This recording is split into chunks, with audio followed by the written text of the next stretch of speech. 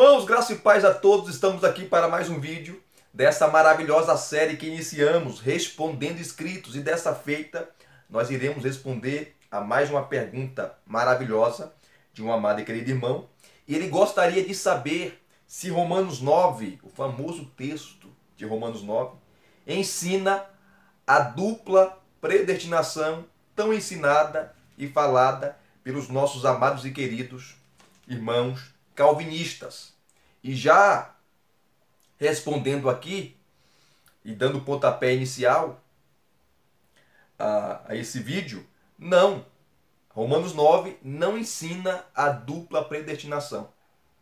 Romanos 9 fala de predestinação, fala de eleição, fala de salvação, mas os argumentos que os calvinistas usam para falar da dupla predestinação em Romanos 9, eles são complicados. São complicados. E eu não concordo com seus argumentos em relação a esse capítulo. Então, Romanos 9 não ensina a dupla predestinação. E para aqueles que não sabem, o que é a dupla predestinação que os calvinistas, os nossos amados irmãos calvinistas, ensinam? Eles falam que Deus decretou uns para a salvação e outros para a condenação. Então existe a predestinação para a salvação e a predestinação para a condenação. Tem gente, ou as pessoas nascem com seus destinos traçados. Não há o que fazer. Deus na eternidade já escolheu uns para salvar e outros para condenar. E eu não concordo com isso. Então, em miúdos aqui, isso que é a dupla predestinação. E rapidamente aqui, eu não quero demorar na pergunta, apesar de ser uma pergunta complexa, eu vou me ater no capítulo 9, fazer uma pequena exposição, mas antes de ir para o capítulo 9, você tem que ler toda a carta. Não adianta você ficar só no capítulo 9, não, você vai tirá-lo do seu contexto. Antes do capítulo 9, você tem 8 capítulos, que é o capítulo 1 até o capítulo 8, onde Paulo trabalha, tá? E vai trabalhando até o capítulo 11, a justificação pela fé. Romanos tem duas partes principais, a carta. Do capítulo 1 ao capítulo 11 é a parte teológica, do capítulo 12 ao 16 é a parte prática. Para Paulo, teologia e prática andavam de mãos dadas, andavam juntas. No capítulo 1, a partir do versículo 18, Paulo vai falar que o mundo gentílico é culpado. Os pagãos estão debaixo do juízo de Deus. No capítulo 2, Paulo vai falar dos judeus. Os judeus também estão debaixo do juízo de Deus, estão sob o juízo de Deus. E no capítulo 3, Paulo vai jogar a pá de cal, o famoso versículo 23, né, do capítulo 3. Todos pecaram, todos aí, judeus e gentios, e destituídos foram da glória de Deus. A partir do versículo 21 do capítulo 3, Paulo dá a solução, o antídoto, que é Cristo. Cristo é um antídoto para o pecado, tanto para o judeu como para o gentio. É Ele que justifica, é Ele que salva, é Ele que perdoa. Cristo é a solução. Então Paulo mostra o problema e mostra a solução. No capítulo 4, Paulo vai mostrar a justificação na prática, trazendo a figura, e Paulo é inteligente, do patriarca Abraão, o pai da nação judaica. Então Paulo mostra na prática que Abraão não foi justificado pelas obras, e sim pela fé. No capítulo 5, versículos de 1 a 11, Paulo vai mostrar os frutos da justificação. Dos versículos 12 a 21 do capítulo 5, Paulo vai mostrar as duas humanidades, o primeiro Adão e o segundo Adão. O primeiro Adão falhou, pecou, errou, e todos aqueles que não foram justificados, os ímpios, os não salvos, estão em Adão, porque Adão era o representante federal da raça humana. Quando Adão caiu, nós caímos com ele. Quando Adão errou, nós erramos com ele. Quando Adão pecou, nós pecamos com ele. O pecado de Adão foi a casca de banana onde toda a humanidade escorregou. Então, Adão é o cabeça da humanidade caída. Cristo é o cabeça da humanidade redimida. Então, aqueles que estão em Adão são os que não foram justificados, os não salvos. E aqueles que estão em Cristo são os que foram justificados, perdoados e reconhecem a sua obra sacrificial, expiatória, vicária na cruz do Calvário. Então, Cristo é o cabeça da humanidade redimida. Adão é o cabeça da humanidade caída. No capítulo 6, Paulo mostra de maneira clara e coesa sobre a santificação. Como o justificado deve andar. Como eles devem andar. E Paulo mostra a santificação. No capítulo 7, deixa eu correr aqui, Paulo mostra qual a relação do justificado, dos salvos, com a lei. No capítulo 8, ele vai falar sobre a vida no Espírito, como deve andar o justificado. E no capítulo 9, 10 e 11, que é um bloco, Paulo vai falar de Israel. Romanos 9, eleição. Romanos 10, rejeição. Romanos 11, redenção. Assista a série de exposições que eu fiz na carta aos Romanos e pega esses 3 capítulos. O capítulo 9, o capítulo 10 e o capítulo 11. As exposições que eu fiz desses 3 capítulos, vai aqui na minha playlist do meu canal e assista. Tá? Lá está mais explicado, explicitado, porque eu trabalho perícope por perícope, parte por parte, versículo a versículo, e fica melhor. Aqui eu estou correndo para não demorar na pergunta, né? Apesar, como eu falei, de ser uma pergunta complexa. Então, Romanos 9 é um bloco de 3 capítulos. Romanos 9, repetindo aqui, eleição. Romanos 10, rejeição. Romanos 11, redenção da nação de Israel. Então, esses 3 capítulos estão juntos. Você não pode ler um separado do outro, senão você vai ter problema, você vai ter dificuldade. E aqui, em Romanos 9, Paulo vai falar e vai responder algumas perguntas. E a principal pergunta é: Paulo, os judeus, eles conhecem a Deus, tem a lei nas suas mãos, as profecias, várias profecias como de Isaías, de Ezequiel, de Jeremias, de Miqueias, de Zacarias, sobre o Messias. E o Messias veio, eles rejeitaram, eles o mataram. A maioria da nação, principalmente os líderes religiosos, mataram o Messias. Como explicar isso, Paulo? Como explicar essa hostilidade dos judeus ao Evangelho? Essa hostilidade dos judeus a Cristo? Como explicar? E nos versículos de 1 a 3, Paulo começa falando que ele está triste. O seu coração está pesaroso. Ele fala no versículo 2 que ele sente uma grande tristeza. Ele está com uma grande tristeza no seu coração por causa dos seus irmãos, segundo a carne, os judeus. E nos versículos 4 e 5, Paulo vai citar aqui 9 privilégios da nação de Israel, que só a nação de Israel teve. Deus não fez aliança com nenhuma nação, só com o povo de Israel. É só ler o Antigo Testamento. 9 privilégios, eu não vou ler aqui por causa do tempo. Versículos 4 e 5. Então, como uma nação tão privilegiada, com todos esses privilégios, rejeitou o Messias, rejeitou Cristo, como explicar? E Paulo começa a trabalhar essa questão. Por que eles rejeitaram? Qual era o plano de Deus, o propósito de Deus? Depois de citar os 9 privilégios, os versículos 6 a 13, Paulo começa a argumentar, ou melhor, a partir do versículo 6, Paulo começa a argumentar. E no versículo 6, Paulo fala ele fala assim: e não pensemos que a palavra de Deus falhou, porque nem todos de Israel são de fato israelitas. Porque a pergunta surge: será que as promessas do Antigo Testamento, que os profetas profetizaram, eles erraram? Eles falharam? Porque Israel não aceitou o Messias?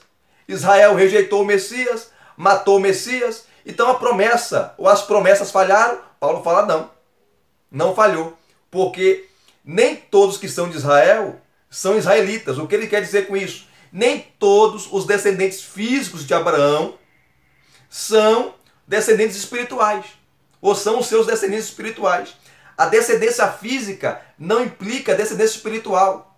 nascer em Israel, ser judeu, ser descendente físico de Abraão, não significa ser o seu descendente espiritual, ser salvo. Ser salvo, porque para ser salvo não basta ser filho de Abraão, ser judeu. Para ser salvo, você tem que crer no Messias, que é o descendente de Abraão. Cristo era judeu, veio da tribo de Judá. Então não basta se crer ou crer em Abraão, ser descendente de Abraão, você tem que crer em Cristo, o descendente primaz de Abraão. Aí você é salvo. E Paulo vai mostrar que dentro da família de Abraão, Deus escolheu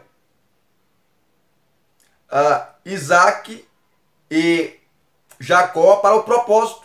Ambos, Deus cumpriu as suas promessas.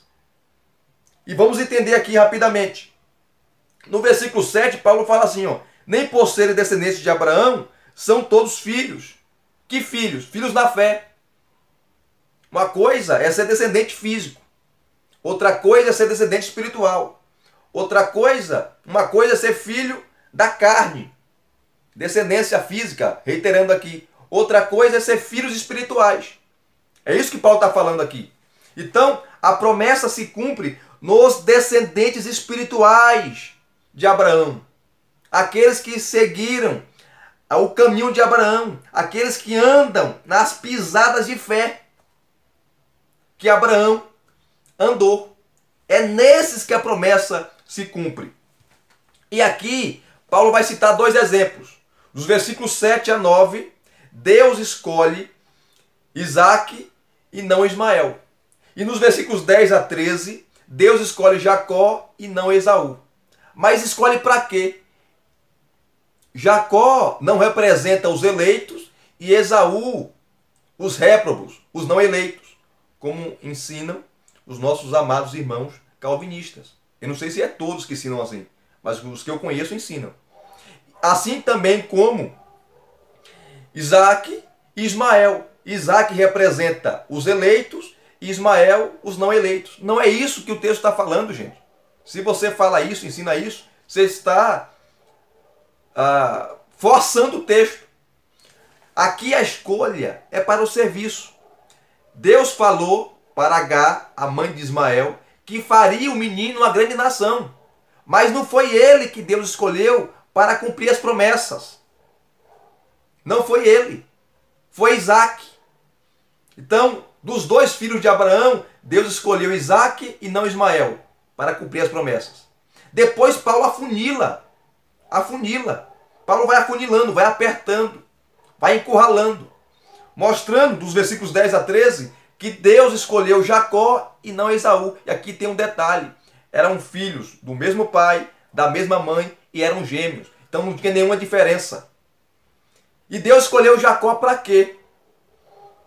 Para o serviço. Que serviço? As promessas que Deus fez a Abraão se cumprem em Isaac. Em Isaac se cumpre em Jacó. De Jacó veio as 12 tribos. Os seus 12 filhos. Dos 12 filhos das 12 tribos. Das 12 tribos, tá? Forma-se ali a nação de Israel. E da nação de Israel quem veio? Cristo, descendente de Davi, da tribo de Judá. Então Deus escolheu Jacó e não Esaú. E essa escolha se deu antes de eles fazerem bem ou mal. E aqui é interessante. Jacó e Esaú tanto representam nações, as suas nações, tá? Jacó representa a nação de Israel, que é o patriarca, né? Jacó. E Esaú representa os edomitas. Deus escolheu a nação de Israel e não os edomitas. E Paulo vai citar Malaquias capítulo 1, versículos 2 e 3. Leia lá o contexto de Malaquias. Quando o povo está reclamando, Deus fala assim, olha, eu escolhi vocês. Eu amei Jacó e aborreci Esaú. Sendo que no contexto de Malaquias, Jacó e Esaú já tinham morrido há séculos, há muitos anos. Mas Jacó ali fala da nação de Israel e Esaú fala dos edomitas. Assim também, Quando você pega o contexto de Romanos, capítulo 9, não é só as nações que eles representam, mas também os personagens históricos. Deus escolheu o personagem Jacó, o homem Jacó, antes de ele nascer, e não escolheu Esaú. E ele escolheu Jacó para o propósito, porque de Jacó, como eu falei, reiterando aqui, veio as 12 tribos, a nação de Israel, os seus filhos. E para corroborar com isso, veja o capítulo 25 de Gênesis, os versículos 22 e 23. Eu vou ler a partir do versículo 21. Isaac orou ao Senhor por sua mulher, porque ela era estéril. O Senhor ouviu as orações dele, e Rebeca, a mulher de Isaac, ficou grávida. Versículo 22. Os filhos, Esaú e Jacó, lutavam no ventre dela. Então ela disse: por que isso está acontecendo comigo? E ela foi consultar o Senhor. E o Senhor lhe respondeu, versículo 23, né? E o Senhor lhe respondeu: 2 nações estão no seu ventre. 2 povos nasceram de você, falando dos judeus, falando de Israel, a nação de Israel, e os edomitas, se dividirão. Um povo será mais forte do que o outro, a nação de Israel. E o mais velho servirá ao mais moço. Aqui vem a pergunta. Leia toda a Bíblia, o Antigo Testamento. Você não vai encontrar Esaú servindo a Jacó em nenhum momento. Esaú não serviu a Jacó. Nunca foi servo de Jacó. Então, como entender isso? Aqui está falando de proeminência. Em que sentido os edomitas, aquele povo que veio de Esaú, serviu a Israel? No sentido da eleição. Deus escolheu a nação de Israel para vir, para dar lei, para dar o culto, para dar as alianças, conforme Paulo fala nos versículos 4 e 5 aqui, de Romanos 9. Deus escolheu a nação de Israel para vir um Messias e não escolheu os edomitas. Eles não foram escolhidos. É nesse sentido que Paulo está falando aqui. Então, no sentido da eleição, Israel está aqui, os edomitas estão aqui. Então, é nesse caminho que os edomitas, os descendentes físicos de Esaú, servem a Israel. E foi um povo muito hostil. Um povo muito hostil. A nação de Israel por inveja. Eles nunca aceitaram aquela situação complicada que aconteceu lá, da primogenitura, que eu não vou entrar aqui em detalhes, que Esaú vendeu a primogenitura por um prato de lentilhas, de comida, mas mesmo aquilo não influenciou em nada, porque antes de eles nascerem, Deus já tinha escolhido Jacó. Então, mesmo com aquela situação ali, da venda da primogenitura para seu irmão Jacó, não ia influenciar em nada, porque Deus já tinha escolhido Jacó para o serviço, para o propósito de dele vir a nação de Israel, em seus 12 filhos, enfim, as tribos, o Messias, Deus havia determinado. Então, dentre a família de Abraão, Deus escolheu pessoas para determinados propósitos. Deus escolheu seu filho Isaac e não Ismael. Assim também como Deus escolheu Jacó e não Esaú. E escolheu para quê? Para o serviço. Para o serviço. Olha o contexto. Olha o contexto. Dos versículos 14 a 18, Paulo mostra que Deus não é injusto ao fazer isso. Ao escolher Jacó e não Esaú, e escolher Isaac e não Ismael. Deus não é injusto. Aí ele fala de Moisés, citando o texto lá de Êxodo 33, e cita também Faraó. Deus teve misericórdia de Moisés e da nação de Israel ali no deserto, e não teve misericórdia de Faraó. E ele endureceu o seu coração. Por várias vezes você vai ver o próprio Faraó endurecendo o seu coração. E outras vezes você vai ver o próprio Deus endurecendo. John Stott, no seu comentário da Carta aos Romanos, ele vai falar que Deus nunca endurece ou fortalece o endurecimento de alguém que já não tem o seu coração endurecido. Então Deus fortaleceu, endureceu mais ainda um coração que era obstinado, incrédulo, duro, que era de Faraó. E a partir do versículo 19, Paulo trata da soberania de Deus, né, que surge a pergunta, então, como Deus vai reclamar que Faraó tem coração duro, se foi ele que endureceu? Então Paulo aqui, no versículo 19, ele bate de frente com a soberba humana, que quer questionar Deus, os seus desígnios, os seus decretos, os seus propósitos. E Paulo dá uma paulada, né? Paulo coloca o machado da verdade na raiz do problema, mostrando que ele não é injusto, porque ninguém pode resistir à sua vontade. Quem é o homem para discutir com Deus? Versículo 20. Aí ele cita o famoso texto de Jeremias 18, tá? Que o homem é o barro, Deus é o oleiro. Será que o barro pode olhar para o oleiro e reclamar da maneira que ele foi feito? Jamais. Deus é Senhor, nós somos criatura. Deus é Criador. Deus, Ele é o soberano. Ele é Senhor, nós somos servos. Ele é Criador, nós somos criaturas. E a partir do versículo 22, tá? Paulo aqui vai falar da salvação. Depois de falar do propósito de Israel, da escolha para o serviço da nação de Israel, escolhendo Jacó e não Esaú, escolhendo Isaac e não Ismael. No versículo 22, ele fala assim: que diremos se Deus, querendo mostrar a sua ira e dar a conhecer o seu poder, suportou com muita paciência? Olha só, cadê a dupla predestinação? Não tem. Suportou com muita paciência os vasos de ira, preparado para a destruição. Aqui, o texto grego, não dá para entrar aqui em detalhes por causa do tempo. Você vai ver que os vasos de misericórdia, os salvos, é Deus que prepara. Os vasos de ira, são eles mesmos que se preparam.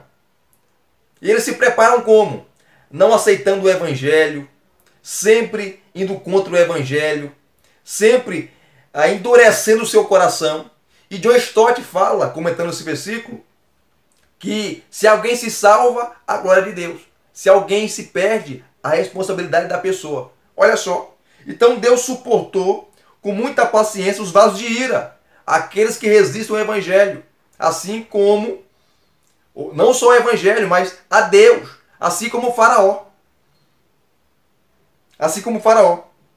Então Deus suportou com muita paciência os vasos de ira, preparados para a destruição. Aqui, os gramáticos falam que o grego aqui está na voz passiva, que dá o sentido de eles mesmos se preparam. Por isso que Deus suporta com paciência a sua petulância, a sua arrogância, a sua soberba. Aí o versículo 23, Paulo fala de nós, os salvos, a fim de que também desse a conhecer as riquezas da sua glória, nos vasos de misericórdia, que de antemão preparou para a glória. Quem são os vasos de misericórdia? São os crentes, os justificados, os salvos, os eleitos. Aí o versículo 24 ele vai responder a pergunta do versículo 23. Esses vasos somos nós, a quem também chamou, não só dentre os judeus, nós aqui é os judeus, e Paulo se inclui porque ele era judeu, mas também dentre os gentios. E a partir do versículo 24, versículo 25, ele vai citar Oséias, vai citar Isaías. E nos versículos 30 a 33, ele vai falar da responsabilidade de Israel. Então você vê em Romanos 9 a soberania de Deus, a eleição de Deus, a predestinação de Deus, não dupla predestinação, isso não existe. A eleição de Jacó para vir as 12 tribos, e das 12 tribos a nação de Israel, e a nação de Israel veio o Messias. Você vê a eleição e a escolha de Isaac, não Ismael, porque em Isaac veio as promessas, e Deus fez a Abraão. Olha só o contexto. Você vê o caráter de Deus, o amor de Deus, fazendo essas coisas, e o homem não pode questionar. Você vê o poder de Deus na salvação, mas Paulo não elimina a responsabilidade humana. Você vê a soberania de Deus e você vê a responsabilidade humana. Se você ler os versículos 30 a 33, Paulo vai falar que Israel é responsável, porque rejeitou o Messias, matou o Messias, persegue a igreja, persegue o evangelho. Eles são responsáveis. Então você vê aqui a soberania de Deus e a responsabilidade humana. E às vezes não dá para nós linkarmos, não dá para encaixar. Parece que são duas coisas antagônicas. Mas é isso que o texto está falando. E toda a Bíblia fala sobre isso. Fala da soberania de Deus e da responsabilidade humana. Aqueles que são salvos, a glória de Deus. Aqueles que se perdem são responsabilidade deles e não de Deus. Então, o texto de Romanos 9 não fala sobre dupla predestinação. Espero ter respondido a sua pergunta, meu amado. Desculpe aí pelo tempo, mas a pergunta foi complexa e eu tive que correr, né, para desenvolver. Se você entendeu, meu amado, que fez a pergunta, deixe aqui os seus comentários, deixe aqui o seu like, tá? Deixe aqui o seu joinha, tanto elogiando como criticando, fique à vontade. E vocês também que assistiram esse vídeo, deixe aqui também o seu like, deixe aqui os seus comentários. E para aqueles que não se inscreveram no canal, se inscrevam no canal.